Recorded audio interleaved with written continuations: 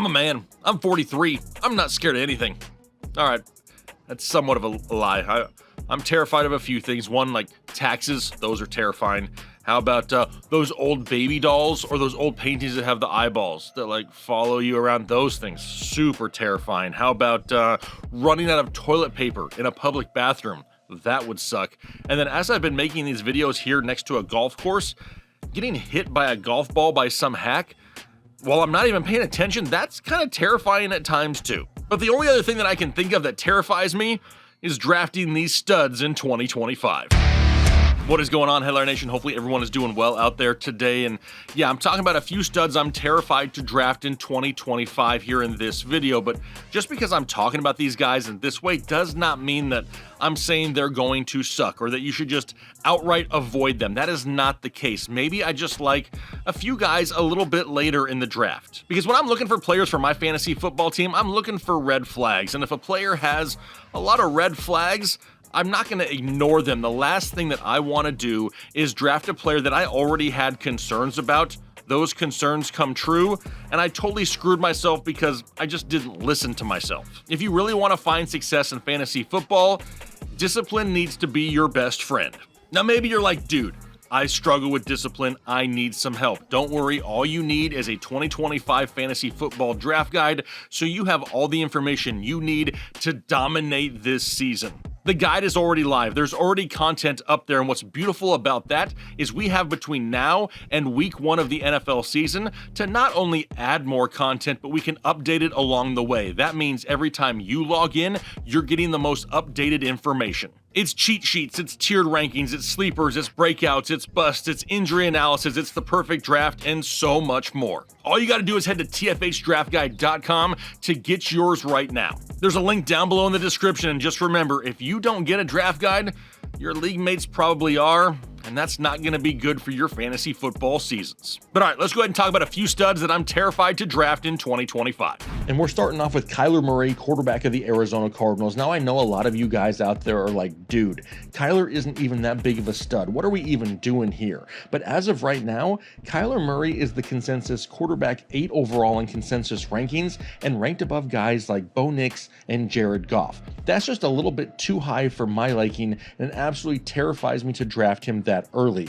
He hasn't finished inside the top 10 at the position since 2020, but this honestly isn't some Kyler Murray issue. It's an Arizona Cardinal issue. The team is just boring. Jonathan Gannon's passing offense is underwhelming. They couldn't even figure out how to use Marvin Harrison Jr. consistently last season, but now, magically, they're going to get better in 2025? I don't see how. They barely made any changes to the offense. Their main offseason offensive acquisition, do you know who it was? It was Simi Fehoko. So yeah, not a lot of improvement on offense. Minimal weapons in a below-average offense means in order for Kyler Murray to return draft value, he's going to have to run the football a ton. Now, last year, that worked out for him. He had 572 yards rushing and 5 touchdowns on the ground on just 78 carries. Those totals were the highest he's had since 2020, but it was also the first time in forever that he played a full season. But remember, we need to improve on last year's numbers. He can't just duplicate those numbers. He won't return draft value. He had 3,851 passing yards, the second highest of his career last year, 21 passing touchdowns through the air, the third highest of his career. And then we've already mentioned that his 572 yards rushing and 5 touchdowns on the ground were the best he's had in a season since 2020. So it's not like Kyler Murray had a bad season, and he played a full year. But now, despite no improvements this offseason, he's going to be better. Make it make sense. It just terrifies me. And honestly, if I'm on draft day and I'm staring at Kyler Murray, I'm probably just going to wait a little bit longer and take a guy like Bo Nix instead. Which takes us to the next guy. It's Breece Hall, running back of the New York Jets. And this one pains me because if y'all have been here for a while, you know I'm a Breece truther. But similar to Kyler, this isn't a Breece Hall issue. It's a team issue. The Jets just have a way of underperforming and disappointing every single year.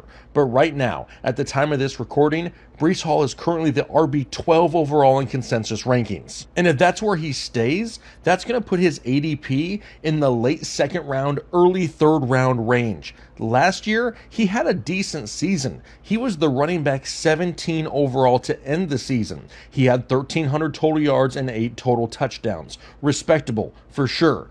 But what has changed to think that he's going to go from RB17 last year up inside the top 12 this year? We have a new head coach in Aaron Glenn. He comes from Detroit as their defensive coordinator and has already come out and said that this backfield is going to be a committee-style backfield. But that happened last year. Running backs aside from Breece Hall in the New York Jets offense last year touched the ball 150 times. So we should really expect a lot of the same. But the team also now has a new starting quarterback in Justin Fields. Now, I don't think you need to be a rocket scientist to know that Justin Fields is way more mobile than Aaron Rodgers. So if we have a committee-style backfield and now a quarterback that's going to run some himself, that can only hurt Breece Hall. Not to mention that Justin Fields is capable of taking away goal line touchdowns at times as well. So a defensive-minded head coach, a committee backfield, a mobile quarterback, and a team that isn't stacked with offensive weapons to provide a ton of scoring chances, that is just a lot of red flags for me to want to take Breece Hall top 12 at the position. He has the skill to go off, but the odds are stacked against him, and I'm absolutely terrified to spend that high draft pick on him. Now, next up is A.J. Brown, wide receiver of the Philadelphia Eagles, and I'm sure Eagles fans are going to light me up down below in the comment section for this one, but that's okay. Facts are facts, and there have been plenty of red flags here as of late when it comes to A.J. Brown. As of right now, he's the current consensus wide receiver 9 overall in their rankings with a projected ADP in the second round. That's a hefty price tag to pay for a player that has a lot of concerns, really. First being, how about the nagging injuries that racked up last season? It seemed like every week you were refreshing your injury report, just praying that he was a full go for that week's matchup. Then we have the issues of inconsistent targets. Even when A.J. Brown is healthy, Jalen Hurts spreads the ball around to Devontae Smith, Dallas Goedert, and now Saquon Barkley. We all know that Brown is going to have some monster games, but they are way more few and far between than we would like.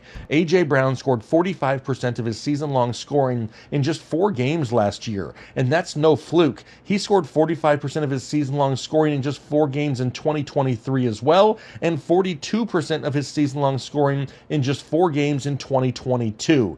But then we also have the issue that the Eagles are a run-heavy offense. Philly loves to lean on their ground game, especially with Jalen Hurts rushing and with Saquon Barkley's workload. That is absolutely going to cap the ceiling some weeks of A.J. Brown. There is no team in the NFL that threw the ball less in 2024 than Philadelphia, and they had 30 attempts less than the team with the second fewest attempts, the Ravens. Let's also not forget that they won the Super Bowl with this strategy. It's not like they're going to be quick to change what has actually worked for them. Owning A.J. Brown means you have a wide receiver with wide receiver 1 potential, but with wide receiver 3 floor games that can absolutely burn you and turn into a headache. Given the hefty price on draft day, I'm just terrified to draft A.J. Brown in 2025. Now, last but not least, it's Travis Kelce, tight end of the Kansas City Chiefs, and I feel bad for all the people that are going to look at his 2024 target numbers and try to justify him being a discount this season as the current tight end 8 overall in consensus rankings. This is why it's important to look beyond just the surface stats, because yes, 133 targets is elite level usage for a tight end. But what led to that volume is really what's important to pay attention to. We know Rashee Rice missed a huge chunk of the season. Same with Hollywood Brown. Juju missed time, and at times Kansas City had no choice but to throw the ball to Travis Kelce.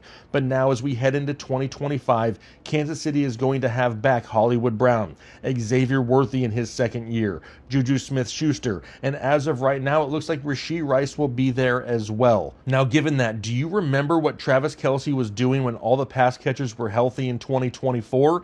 He had a combined 8 catches for 69 yards in the first 3 games of the season. Even despite Kelce getting more looks due to injuries in this offense, he still had a career low in yards and touchdowns ever since becoming the starter in 2014. He also saw a career low in yards per reception and yards per target. For his career, he was averaging over 12 yards per reception. Last year, only 8.5.